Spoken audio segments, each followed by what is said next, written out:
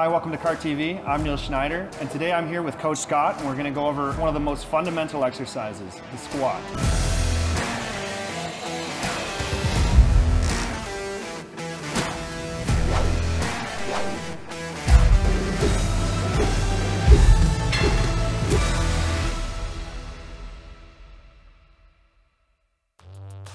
So what you want to do to start out when you do a bodyweight squat is set your feet about shoulder width apart. They can angle out slightly, and then you want to initiate the movement by pushing your hips back. You want to sit back with your hips until you get to about 90 degrees, and then you want to drive through your heels and come back up to the starting position. So you'll notice when Nils squats back, his knees do not travel too far over his toes because he's reaching his butt back like he's sitting into a chair. His chest stays up and his spine stays neutral. So it's like there's a glass of water balanced on his head. He's not tipping forwards as he comes up, and he's not sitting back with his knees coming too far over his toes.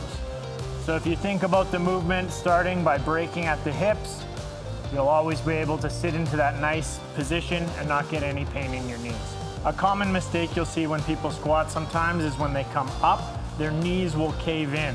So as you come up, you want to think about actively driving your knees out from each other and keep your knees, your ankles, and your toes all in a line. You'll see everything's in a line. When Nils comes up, his knees don't cave in together. So an easy way to add a degree of difficulty to the squat is to add a little bit of weight in front of your chest, and we can do that with a dumbbell or a kettlebell. So Nils is going to grab this dumbbell and he's going to hold it at the front of his chest, in towards his chest. Yeah, try to have 3 points of contact so the dumbbell's touching here, and your hand is touching, okay? So then you hold the weight there, again, drive through the heels. You can come up into this top position, close your hips out, and then sit back by breaking at the hips. So we're just adding a little bit of load to the movement to give a little bit more strain on the legs. Good, do one more rep, knees out. And stand up and close your hips out at the top. Good. Another squat variation we can do is a 2 dumbbell front squat. So the dumbbells are in front of Nils' chest. His forearms are pretty vertical. He again breaks at the hips, sit back into that nice squat, knees don't come over his toes. Drive through the heels, back up to the starting position, close the hips out. Good, one more rep. Really important that you keep your chest up when you're doing the front squat because the weight kind of wants to pull you forward. That looks great.